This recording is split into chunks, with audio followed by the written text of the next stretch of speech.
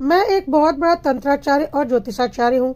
मैंने ज्योतिष, तंत्र, अंकगणित, हस्तरेखा आदि की पूरी शिक्षा ग्रहण की है। मैं किसी की भी कुंडली, चेहरा, हस्तरेखाएं, मस्तक रेखाएं आदि देखकर उसके बारे में सब कुछ बता सकता हूँ। या फिर अगर किसी के ऊपर कोई जादू टोना या वशीकरण वगैरह किया गया है तो वह भी मैं समझ सकता हूँ और उसका तोड़ निकाल सकता हूँ, क्योंकि मैंने इसी से संबंधित अध्ययन किया है। अपने जीवन का बहुत बड़ा भाग मैंने इसकी जानकारी के लिए लगाया है, जिसके फलस्वरूप मुझे यह सारी विद्याएं प्राप्त हुई हैं।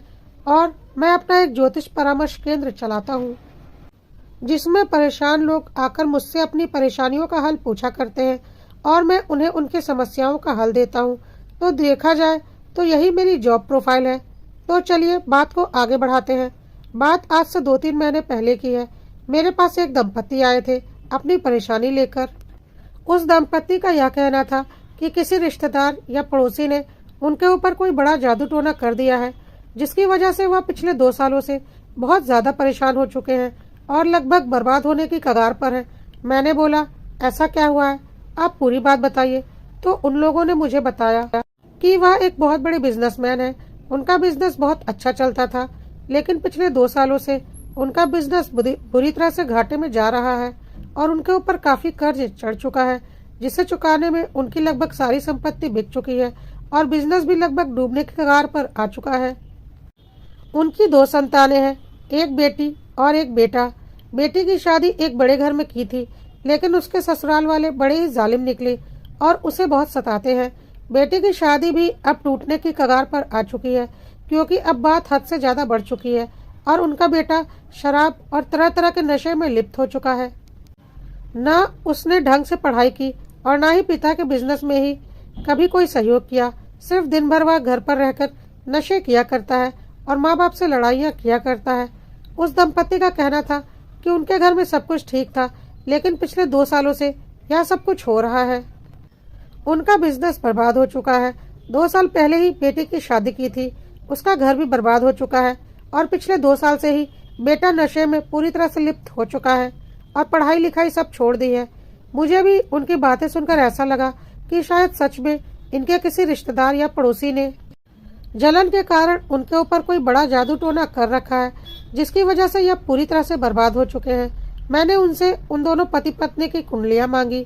कुंडली का गहन अध्ययन करने के बाद मुझे ऐसा कुछ भी नहीं लगा कि इन लोगों के ऊपर कोई जादू टोना किया गया है, बल्कि मुझे काफी कुछ और पता चला। उसके बाद मैंने उनके चेहरों का गहन निरीक्षण किया और उनकी हस्तरेखाएं भी अच्छे से देखी। सब कुछ देखकर अपनी विद्या के बल पर मैंने काफी कुछ जान लिया।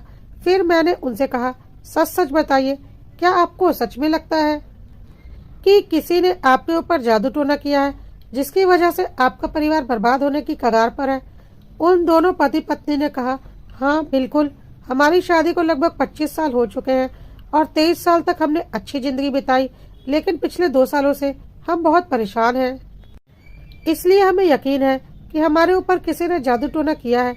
मैंने बोला, जी नहीं, मैंने बहुत गहनता से आप लोगों की सारी कुंडली देखी है और आप लोगों के मस्तिष्क और हस्त की रेखाओं का भी अध्ययन किया है और मुझे तो कुछ और ही दिखाई पड़ रहा है। आपके ऊपर किसी ने कोई जादू टोना नहीं किया है। इस पर उन्होंने बोला, अगर किसी ने कुछ भी नहीं किया है तो फिर हमारे साथ पिछले 2 सालों से इतना बुरा क्यों हो रहा है? मैंने बोला, यह आपके कर्म फल है। मैंने अपने विद्या के बल पर इतना तो जान ही लिया है। उन्होंने बोला, मतलब कहना क्या चाहते हैं आप? उसके बाद मैंने बातें करनी शुरू की। मैंने बोला, इंसान को लगता है कि वह जो चाहे कर सकता है और वह मदमस्त हाथी की चाल की तरह दूसरों को रौंदता हुआ आगे बढ़ता जाता है, यह सोचते हुए कि उसका कोई क्या ही बिगाड़ सकता है। लेकिन वह भूल जाता है कि उसके द्वारा किए गए कर्म ही आगे फल के रूप में उसके सामने आते हैं। आपको याद है, जब आप 25 वर्ष के थे तभी आपके पिताजी और चाचा जी एक सड़क दुर्घटना में गुजर गए थे। आप शुरू से ही बहुत चालाक रहे हैं और खुद को आगे बढ़ाने के लिए किसी भी हद तक जाने को तैयार रहे हैं। आपके पिताजी एक छोटी सी दुकान चलाते थे, लेकिन आपके सपने बहुत बड़े थे। आपने बहुत चालाकी से अपने चाचा के हिस्से की जमीन भी अपने नाम करवा ली थी, क्योंकि आपकी चाची ज्यादा पढ़ी लिखी नहीं थी और वह पति के जाने के दुख में परेशान थी। उनके बच्चे भी अभी काफी छोटे थे और उनका बड़ा बेटा सिर्फ 15 साल का था। आप पर भरोसा करके चाची और बच्चों ने सारे कागजों पर साइन कर दिया था और आपने उन्हें दूध से मक्खी की तरह निकाल कर फेंक दिया था। वह व्यक्ति हैरान हो गए और हैरानी से मेरी ओर देखने लगे। मैंने बोला, इस विद्या को अर्जित करने के लिए मैंने बहुत तप किया है और इसे करते करते मेरे अंदर इतनी शक्तियां तो आ ही गई हैं कि किसी व्यक्ति को देखते ही उसका इतिहास भूगोल सब मेरी आंखों के सामने फिल्म की तरह प्ले हो जाता है। आपको पता है, आपने अपनी चाची और अपने चचेरे भाई बहनों की जिंदगी खराब करने में कोई कसर नहीं छोड़ी थी और उन्हीं के हिस्सों के पैसों से अपना बड़ा बिजनेस तैयार किया था। लेकिन देखा जाए तो आज वह बिजनेस कहाँ है। और आपको पता ही होगा कि आपका भाई आज एक बहुत बड़ी कंपनी में बहुत ऊंचे ओहदे पर है और लाखों रुपए महीने उसकी तनख्वाह है। उस व्यक्ति के पास मेरी बातों का कोई जवाब नहीं था।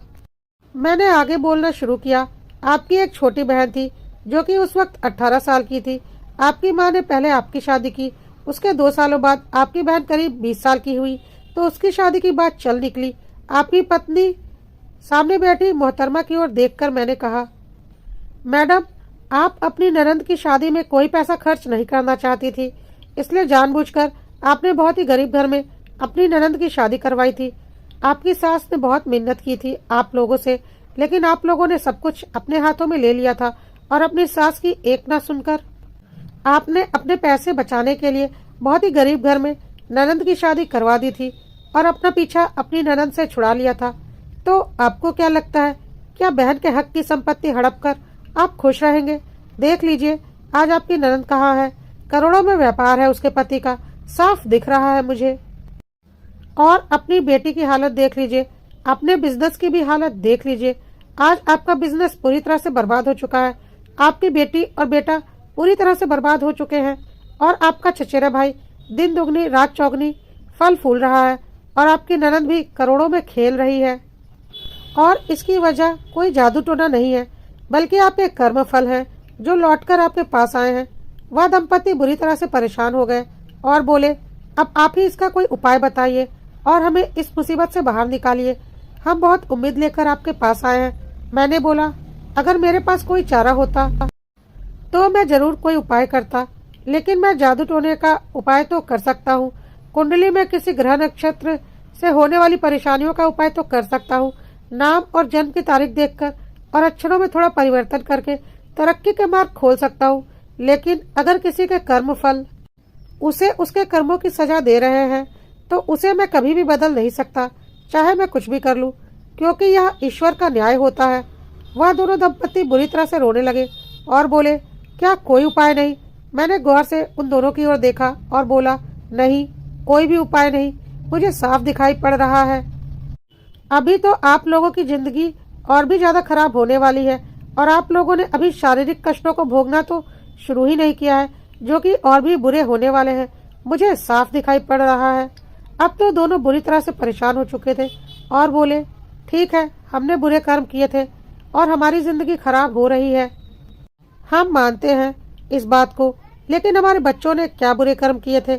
हमारे बच्चों की जिंदगी क्यों खराब हो रही है? उनके लिए तो कुछ कीजिए।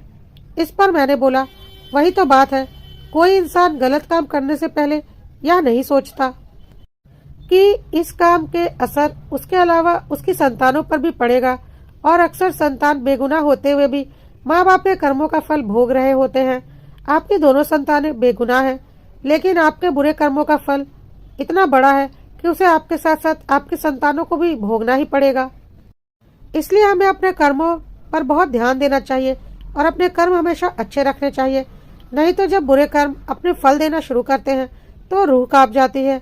इस जगत की सबसे बड़ी सच्चाई यह है कि अपने कर्मों का फल खुद तो इंसान भुगतता ही है, उसकी संतानें भी भुगतती हैं। कर्म अच्छे हो तो कर्म करने वाले व्यक्ति के साथ साथ उसकी संतानों का भविष्य भी अच्छा होता है, और कर्म अगर बुरे होते हैं तो कर्म करने वाले व्यक्ति के साथ साथ उसकी संतानें भी उस दुख को भोगती हैं जो कर्म फल के रूप में उन्हें प्राप्त हुए रहते हैं। आप लोग जा सकते हैं, मैं चाहकर भी आप लोगों की कोई मदद नहीं कर सकता, कहकर मैंने उनके आगे हाथ जोड़ लिए, क्योंकि मुझे पता था कर्म फल ईश्वर देते हैं और इसे कोई नहीं बदल सकता।